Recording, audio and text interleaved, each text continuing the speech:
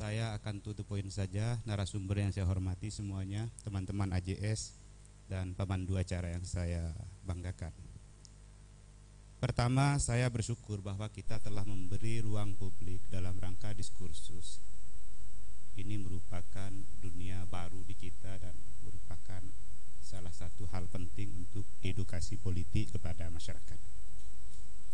Pertama, kita berlandasan pada kronologis terlebih dahulu. Saya sebagai Wakil Ketua Komisi 1 pada waktu itu melakukan sinkronisasi baik Permendagri nomor 72, kemudian Perda kita tentang Pilkades, kemudian juga tentang akan masuk kepada level draft Perbub. Mengapa kemudian level draft Perbub saja itu kemudian ditelaah oleh kita, padahal Perbub itu kekuasaan dan kewenangan mutlak Bupati. Bupati pada waktu itu menyampaikan bahwa kami ingin mendengar aspirasi, kemudian melakukan upaya-upaya yang maksimal terhadap pelaksanaan Pilkades, sehingga urun rembuk masukan ide itu kemudian bisa dituangkan ke dalam draft Perbub, bahkan melibatkan asosiasi BPD, asosiasi AKD, Bapemperda dan Komisi 1 sendiri. Ini upaya keterbukaan dalam rangka membangun regulasi dan kepastian hukum yang mengikat, namun juga bisa menjadi instrumen pelaksanaan Pilkades yang transparan, baik dan terukur. Itu yang kita inginkan pada waktu itu. Kemudian muncul setelah melakukan sinkronisasi antara konseptual regulasi kita dengan realitas kita pun juga kita pikirkan. Apakah realitas kita punya daya dukung yang kuat dalam implementasi regulasi yang ingin kita garap, kita susun. Ternyata realitas sosial kita menurut masukan-masukan dari asosiasi kepala desa dan lain sebagainya akan susah diterapkan dengan tipologi masyarakat, dengan model Pilkades sesuai dengan ketentuan yang cukup ketat. Ada perubahan mendasar yang paling substansi, diantaranya adalah sampai ke sistem pelaksanaan Pilkades pun mengalami perubahan, bahkan juga pada sektor pembiayaan juga mengalami pembengkakan 3 kali lipat dari rencana awal. Pertama adalah sistem per TPS maksimal 500. Kemudian juga di SE itu, kemudian di regulasi itu juga dinyatakan bahwa maksimal panitia P2KD itu 21 orang bagi yang 8.000 ke atas. Anggap aja 10.000, 13.000, maksimal 21. Kami melihat dan meneropong bahwa banyak sekali desa-desa yang jumlah penduduknya sangat tinggi, DPT-nya sangat tinggi. Taruh misalnya Gunung Kesan, Karangpenang Oloh, dan Gili. Sehingga ketika dikalkulasi dan dipetakan, ternyata banyak jumlah TPS yang tidak ada panitia inti. Misalnya di Gili, diperkirakan itu 28 TPS, sementara maksimal panitia 21 orang. Kami tidak ingin kemudian diam dengan hasrat dan antusiasme masyarakat terkait dengan keinginan untuk melaksanakan Pilkades, tidak. Kami menawarkan modifikasi kepada Kemendagri. Pak, bagaimana kalau kami modifikasi? Misalnya dibentuk sistem zona. Oh, zona 1 ada berapa TPS, zona 2 ada beberapa TPS. Apa jawabannya Kemendagri? Tidak bisa, Mas, taati saja prokes, lakukan di masing-masing dusun.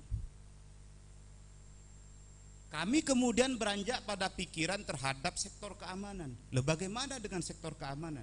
Kami harus berbicara apa adanya terhadap Kemendagri bahwa tipologi politik khususnya tentang Pilkades sungguh jauh berbeda dibanding di daerah-daerah lain.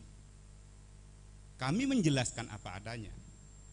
Bahkan yang di satu zona saja bisa memicu konflik, apalagi dibagi ke berbagai TPS di masing-masing dusun atau sesuai zona. Misalnya kalaupun misalnya dikabulkan, itu juga rentang kendali keamanannya menyusahkan bagi kita semua. Lah, akibat rentang kendali yang memang harus dilakukan sesuai dengan petunjuk dan regulasi serta SE tadi, maka biaya keamanan pun akan cukup meningkat signifikan. Belum lagi perangkat teknis, alat-alat teknis yang harus kami sediakan, mulai dari bilik, surat suara, sarung tangan, tinta yang harus tetes, tidak boleh celup. Kemudian kita hitung-hitung lagi, ternyata bengkak luar biasa. Belum nanti kita mendatangkan BKU dan lain sebagainya. Ini kronologis general kenapa kemudian muncul isu bahwa Pilkades ini diundur. Bukan faktor apa, bukan faktor kita tidak ingin melaksanakan Pilkades, bukan faktor kita misalnya krisis regulasi, bukan. Karena realitas yang membuat kita harus berpikir ulang tentang ini. Walaupun saya di sini tidak dalam kapasitas menyatakan bahwa Pilkades diundur. Nanti itu kapasitasnya Pak Sekda lah yang nanti bisa menyampaikan itu.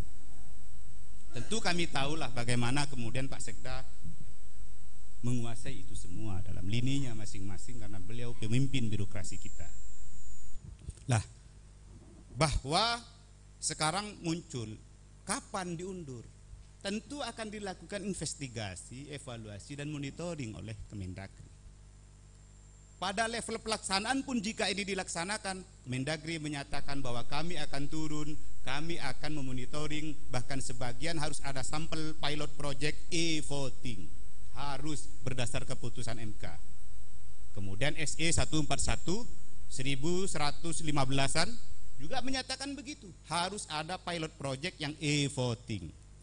Tetapi ini masih merupakan kerangka konseptual, kita tidak tahu apakah bisa diterapkan atau tidak. Ini salah satu problemnya.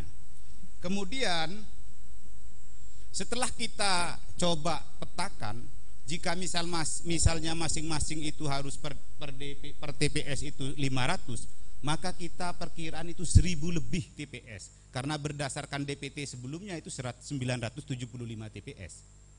Tapi kalau misalnya berkembang selama 6 ke depan ini, karena kita ada perkembangan selama 6 tahun, maka bisa dimungkinkan itu 1000 lebih.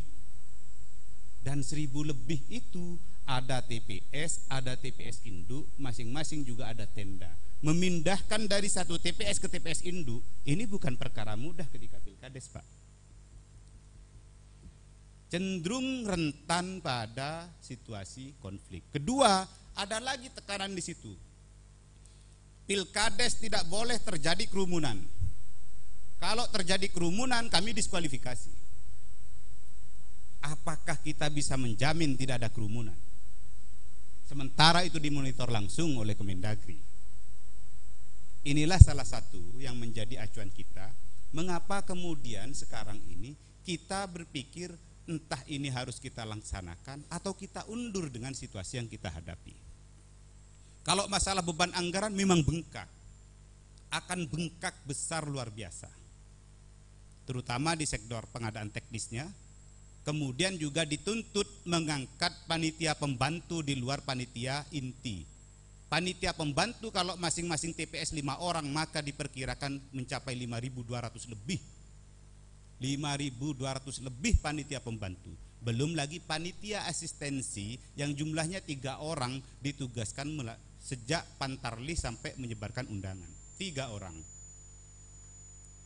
Karena mau nggak mau dengan sistem yang seperti ini, maka kertas kerja P2KD akan membengkak dan harus ada panitia pembantu yang sistemnya asistensi. Mungkin demikian Pak sekilas, nanti bisa diskusi lanjutkan. Terima kasih Mas Ubed. Jadi